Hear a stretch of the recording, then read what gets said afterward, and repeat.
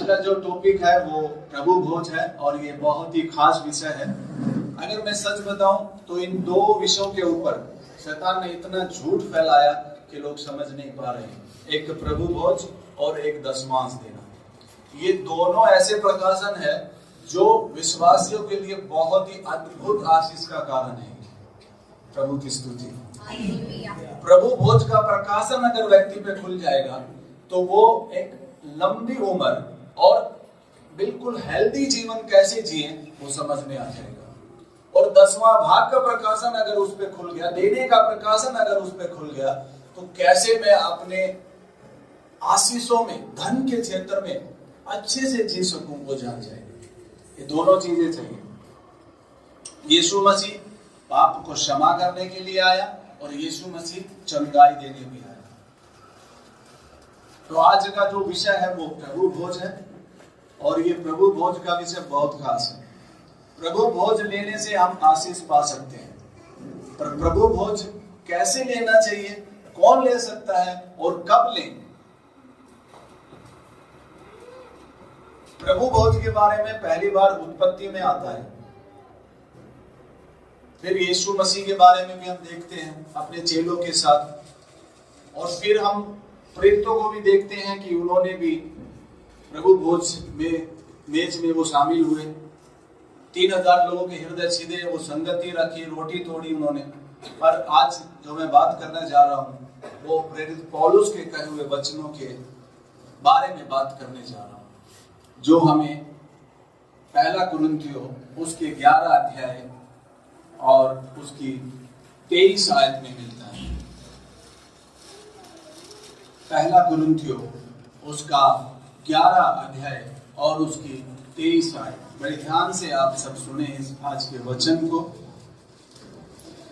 क्योंकि यह बात मुझे प्रभु से पहुंची और मैंने तुम्हें भी पहुंचा दी। क्योंकि यह बात मुझे प्रभु से पहुंची है, किसी व्यक्ति से नहीं पहुंची कह रहा, प्रभु से पहुंची का मतलब यहाँ पर प्रेरित पौलुस कहता है यह बात मुझे प्रभु से प्रकाशन के रूप में मेरे पास आई है। प्रभु भोज के बारे में प्रेरित पौलुस यीशु मसीह के 12 चेलों में नहीं था। आप जानते हैं प्रेरित पौलुस ने कब उद्धार पाया? प्रेरितों के द्वारा जो सेवा हो रही थी उन्हीं सेवाओं में से स्तिफनुस नाम का एक व्यक्ति प्रभु की सेवा कर रहा था वहां पर, और उसके साथ एक घटना हुई कि उस पर पथराव कर उसे मारा गया। वहीं पर ये साहुल नाम का व्यक्ति, जिसे पौलुस भी कहते हैं, वहां पर खड़ा हुआ था। और उसी के बाद में इसकी मुलाकात परमेश्वर से हुई, और ये एक बात को कह रहा कि ये बात मुझे प्रभु से पहुंची है। कौन सी बात पहुंची है? देखिए कि प्रभु यीशु ने जिस रात वह पकड़वाया गया रोटी और धन्यवाद करके उसे तोड़ी और कहा, यह मेरी देह है जो तुम्हारे लिए है, मेरे स्मरण के लिए यही क्या करूं। इसी रीति से उसने बियारी के पीछे कटोरा भी लिया और कहा, यह कटोरा मेरे लहू में नई वाचा है, जब कभी पीऊं तो मेरे स्मरण के लिए यही क्या करूं। हाँ, इन दोनों बातों में यही बात है, मेरी याद के लिए ऐसा ही किया करो, मुझे याद किया करो। ऐसा करते हुए रोटी और दाखरस, रोटी यीशु मसीह के देह को दर्शाती है, दाखरस यीशु मसीह के लहू को दर्शाता है।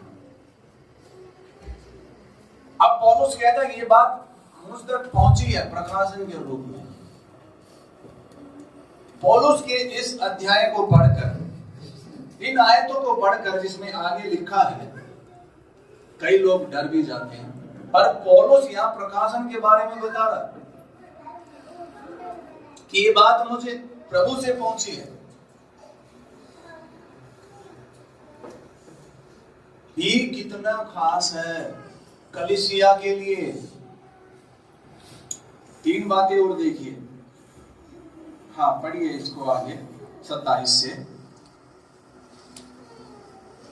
इसलिए जो कोई अनुचित रीति से प्रभु की रोटी खाए या उसके कटोरे में से पिए, वह प्रभु की देह और लहू का अपराधी ठहरेगा। हाँ, जब इस वचन को पढ़ते हैं तो कई बार लोग डर भी जाते हैं। यहाँ लिखा ना, अनुचित रीति से अगर कोई खाए तो वो अपने ऊपर क्या लाता है? अपने ऊपर दंड लाता है। इस वचन को जब पढ़ते हैं या सुनते हैं तो एक डर सा आ जाता है लोगों में। पर आज प्रभु के वचन को आप सुनिए और ये डर आपके जीवन से जाना चाहिए। यहां पर पौलुस प्रभु भोज लेने की एक रीति बता रहा है। यहां पर प्रेरित पौलुस एक रीति बता रहा है कि तुम कैसे प्रभु भोज में शामिल हो सकते हैं। मतलब प्रभु भोज लेने की एक रीति है। क्या है देखिए, इसलिए मनुष्य अपने आप को जांच ले और इसी रीति से इस रोटी में से खाए और इस कटोरे में से पिए, क्योंकि जो खाते पीते समय प्रभु की देह को न पहचाने वह इस खाने और पीने से अपने ऊपर दंड लाता है। हाँ, एक रीति जो प्रेरित पौलुस ने बताई कुरिन्थियों की कलीसिया को, वो ये थी, इसे खाते पीते समय परमेश्वर की देह को पहचानो, परमेश्वर की देह को पहचानो। इसे खाते पीते समय परमेश्वर को याद करो। दो बातें इसमें बताई जा रही हैं। परमेश्वर को, प्रभु यीशु मसीह को याद करो, उसके क्रूस के बलिदान को याद करो, उसने कैसे दुख उठाया उसे याद करो, वो मारा गया, गाड़ा गया और तीसरे दिन जी उठा, याद करो और उसके बारे में जानो, उसे पहचानो। प्रभु भोज लेना अपने आप को पहचानना नहीं है, यीशु को पहचानना है। अपने कामों को देखना नहीं है, यीशु के कामों को देखना है। कुछ लोग ऐसे बातें करते हैं, मैं प्रभु भोज अभी नहीं ले सकता हूं क्योंकि मैं सिद्ध नहीं हूं, मैं योग्य नहीं हूं कि इस प्रभु भोज में शामिल हूं। कुछ लोग ऐसा बोल सकते हैं, मैं योग्य हूं इसमें शामिल होने के लिए। आपको सच बताऊं, अगर अपने कामों के द्वारा अगर देखा जाएगा तो कोई भी योग्य नहीं है। फिर मैं प्रभु भोज में शामिल कैसे होता हूं? पर प्रभु यीशु मसीह के बलिदान के कारण, पिता परमेश्वर के प्रेम के कारण, उसके अनुग्रह के कारण ही हम प्रभु भोज में शामिल होते हैं। और प्रभु के वचन के अनुसार प्रभु भोज में शामिल होना बहुत बड़ी आशीष है।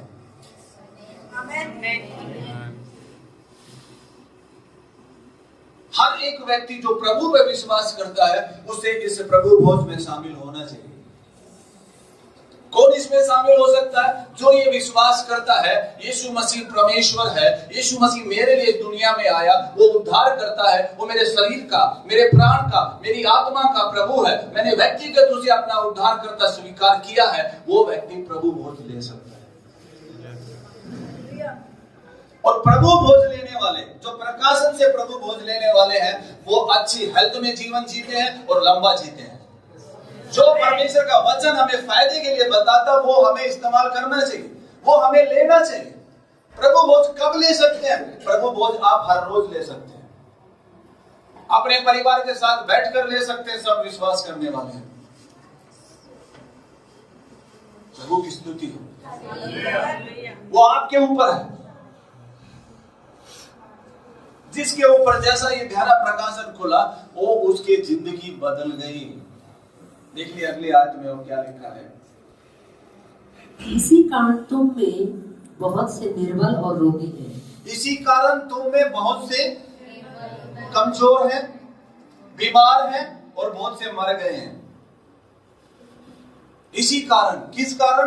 क्योंकि तुम प्रभु की देह को पहचान नहीं पा रहे हो। तुम्हारे ऊपर प्रभु भोज, इस मेज में शामिल होने का प्रकाशन नहीं है।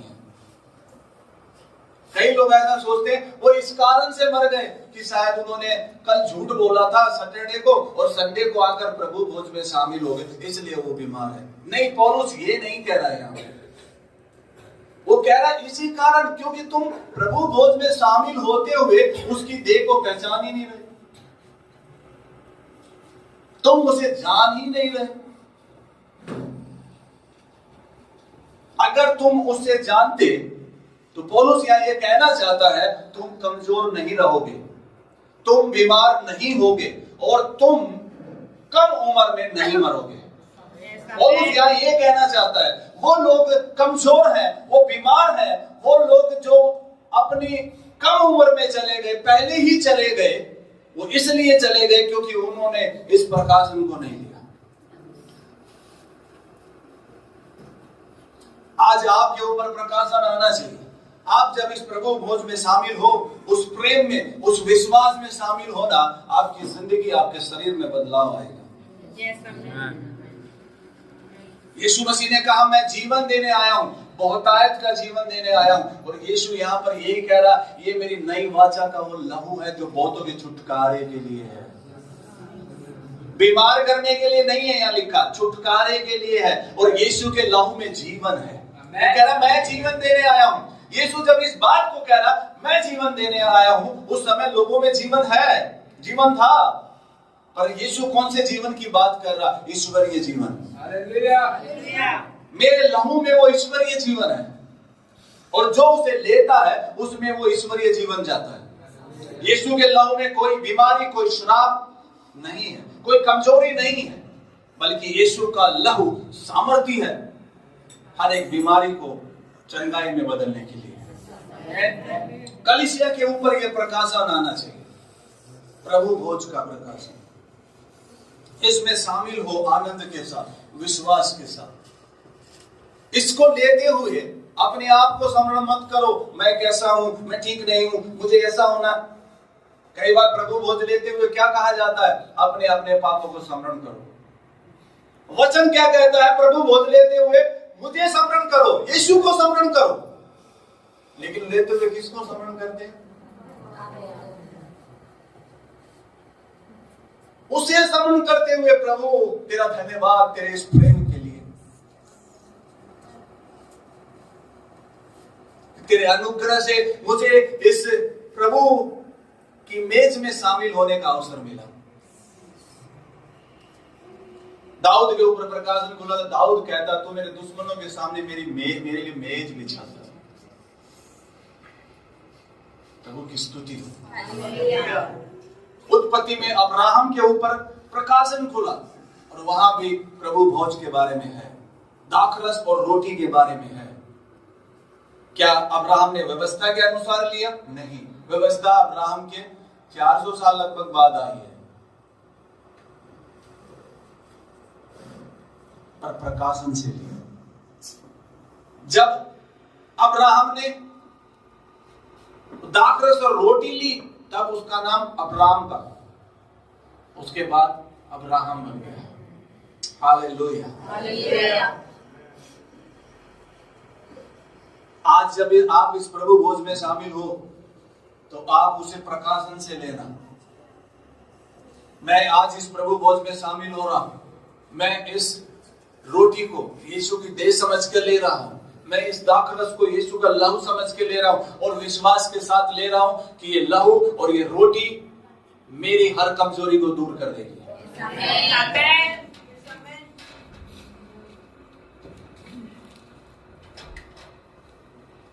आगे देखिए, यदि हम अपने आप को जांचते तो दंड न पाते, परंतु प्रभु हमें दंड देकर हमारी ताड़ना करता है, इसलिए कि हम संसार के साथ दोषी न ठहरे। तो प्रभु भोज एक प्रकाशन है कलीसिया के लिए, जिसमें हमें विश्वास के साथ शामिल होना चाहिए। तो प्रभु भोज कब लेना चाहिए? प्रभु ने जो आपको प्रकाशन दिया, आप हर रोज ले सकते हैं। मैं तो कहूंगा, अगर आप ले सकते हैं तो बिस्तर से उठते ही पहला काम प्रभु भोज लेने का करो। Hallelujah, hallelujah. क्योंकि यीशु की देह में जीवन है, उसके लहू में जीवन है। कितना फायदेमंद है कलीसिया के लिए।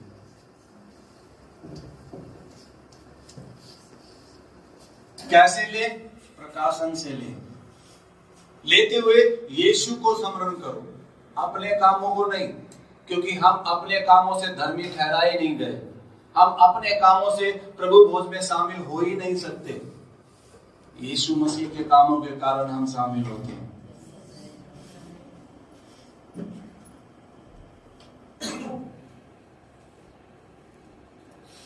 उसका लहू सामर्थ्य है हर कमजोरी को दूर करने के लिए। आमीन। पौलुस कुरिन्थियों की कलीसिया को यही तो समझाना चाहता है, तुम कमजोर क्यों हो, तुम बीमार क्यों हो, और तुम में से कई कम उम्र में पहले ही चले गए हैं। उसका कारण यही है कि तुम प्रभु भोज को सही रीति से नहीं ले रहे हो। सही रीति का मतलब प्रकाशन से नहीं ले रहे हो, उसको जानकर नहीं ले रहे हो। पौलुस यहाँ कुरिन्थियों कलीसिया को कह रहा, तुम्हारे इकट्ठा होने से परमेश्वर को महिमा नहीं हो रही है, तुम्हारे इकट्ठा होने से झगड़ा हो रहा है। जब तुम इकट्ठा होते हो तो इससे परमेश्वर को महिमा मिलनी चाहिए। जब हम इस 11 की 17 से पढ़ना शुरू करते हैं तो वहां पर कुछ कमियों को प्रेरित पौलुस ने देखा, उसके सुधार लाने के लिए पौलुस ने इन बातों को बोला। तुम यहां पर स्वार्थ में रहते हो, कोई तो इतना खा जाता है और कोई किसी को मिलता नहीं है, वो भूखा रह जाता है। मतलब सेल्फिश, स्वार्थी।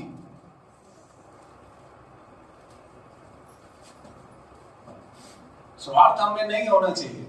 बाइबल क्या बताती है? परमेश्वर ने जगत से ऐसा प्रेम किया और अपना एक लौता पुत्र क्या कर दिया? दे दिया। किसके लिए दिया? संसार के लिए। किस संसार के लिए? जो नशेड़ी है, बुराइयों में है, व्यभिचार में है, बुरी बुरी आदतों में है, उसे बचाने के लिए अपना पवित्र लहू यीशु ने बहा दिया।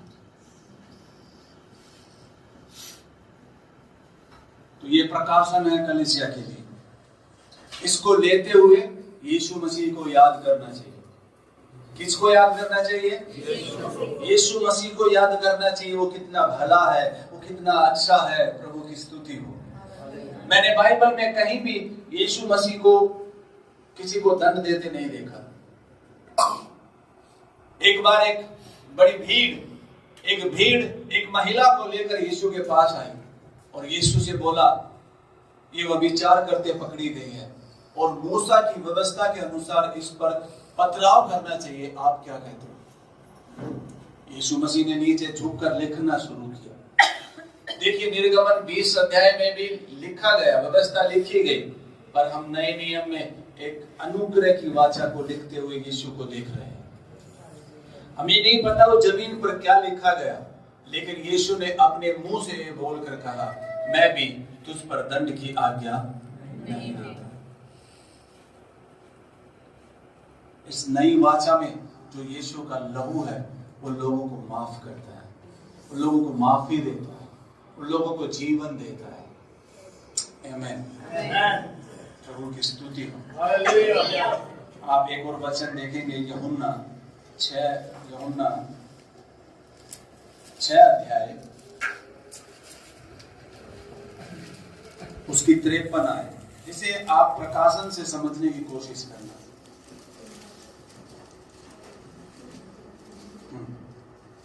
यीशु ने उनसे कहा, मैं तुमसे सच सच कहता हूँ कि जब तक तुम मनुष्य के पुत्र का मांस न खाओ और न उसका लहू न पियो, तुम में जीवन नहीं। अगर तुम इसमें से नहीं खाते हो, इसमें से नहीं पीते हो, तो तुम में क्या नहीं है? तुम में जीवन नहीं है।